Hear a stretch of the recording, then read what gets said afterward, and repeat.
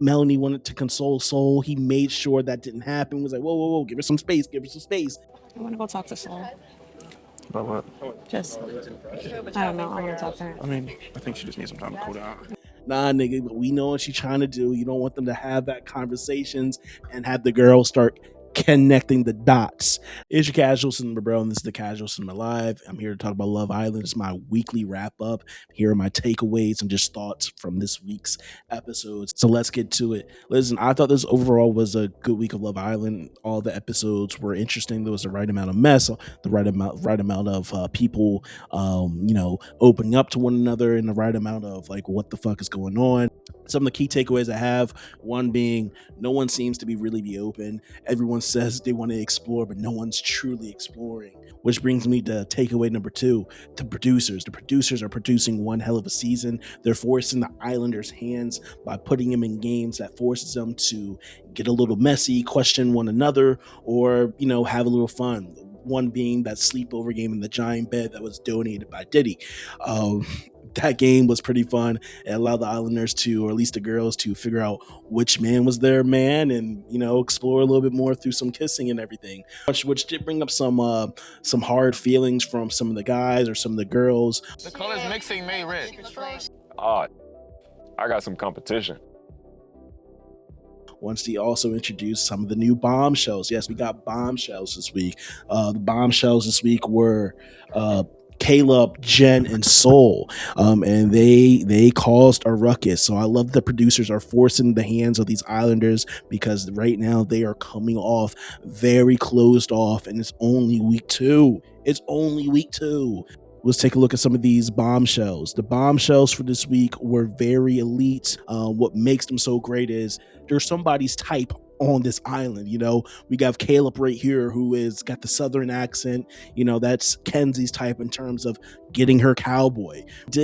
So this week's bombshells created quite the mess, or having people have those tough conversations that they weren't having before. And staying on bombshells, America's spoken. America has chosen for the bombshells to be coupled up with some of the Islanders, and those Islanders are Soul with Sincere, Jen with Gabrielle, and then Caleb with Kenzie. And let me rank these new couples real quick here. So if we're gonna rank these new couples, I definitely have, as of right now, Soul and Sincere at a C.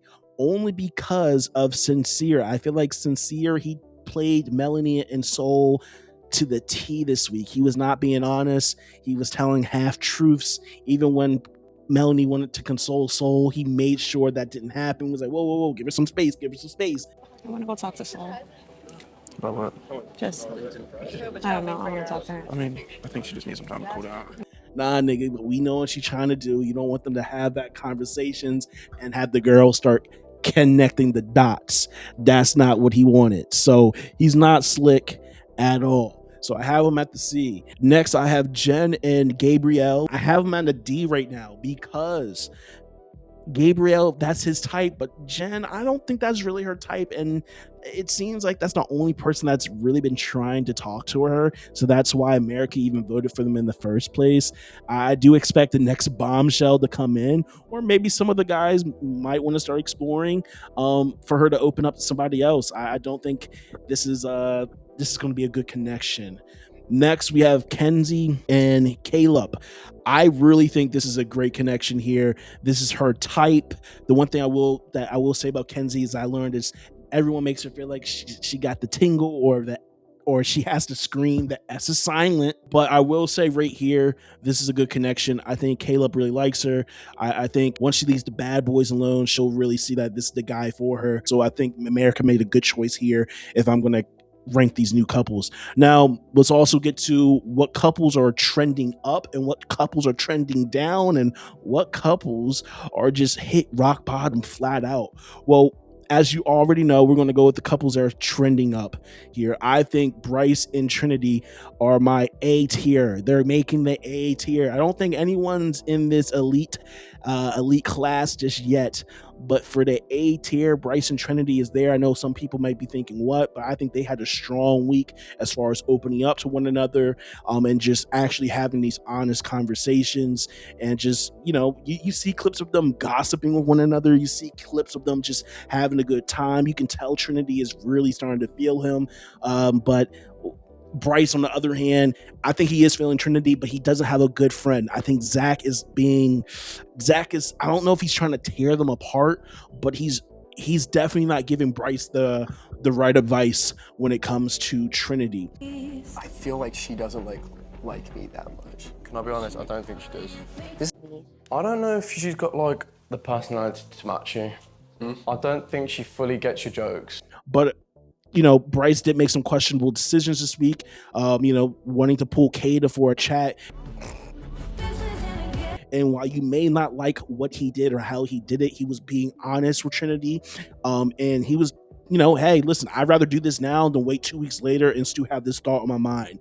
And like I said, you may not like how he did it, but he is still being honest and open, and she's receiving that, and she's also being honest with him by saying, yo, I don't fuck with that, still let him do what he did. And we also had the conversation of race, like, hey, how do I know the next time the next brunette that looks like Kayda comes through, you're not going to just leave me, bringing up the dark skin, the light skin conversation to it. I think they were so real for having that conversation. Catch feelings for like you, and like I really like you, and then fuck what, a brunette girl comes in like model type, looks like Kayda, and then like you're really all for it. That's gonna make me feel like shit.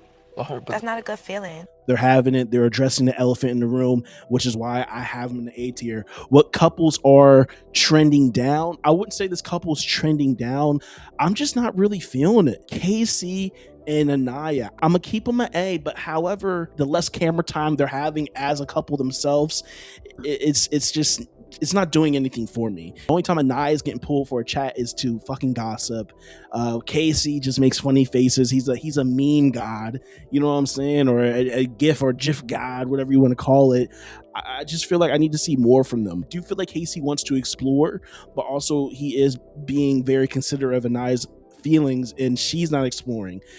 I feel like Aniyah needs to explore. She's listening to everyone's problems, but I don't think she's actually using this opportunity to put herself out there. But we'll say it's still a long season, still more bombshells. We still have Casa. Right now they're A tier, but they're kind of on the plateauing for me, I guess I should say.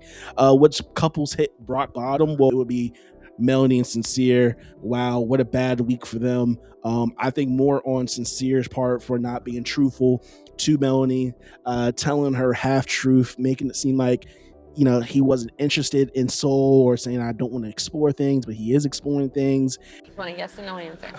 You want to explore her? Don't All say the top of my head is no. Of course I want to chat with Soul. And you can just tell mentally he was checked out. And luckily for us, America made the decision for him. But I do wish he was a little bit more truthful and honest with Melanie. And I do feel like Melanie gets a bad rep half the time around here. I mean, yes, was she giddy on the bed whenever the new bombshell was coming through? Hey, listen, it's Love Island. You're allowed to kiss someone during the games. And if you don't want someone really kissing during the games, that's a conversation y'all need to have. But at the end of the day, it's Love Island. There's kissing going on in all these games. I don't think Melanie did anything wrong for how she was, I guess, acting and everything. Melanie never moved the way Sincere moved. And when Corbin asked for a kiss, can I get a kiss? She said no. You know what I'm saying? So hey, I think Melanie gets a bad rap, but they hit rock bottom. They're no longer together. Hopefully that's the end of their chapter. I'm gonna put Corbin and Melanie at C tier. So I have Kayda and Zach at the B tier, but they are similar to KC and Aniyah for me, where it's just like I don't see much from them. I see a little bit more, but they're plateauing. They're just at standard B.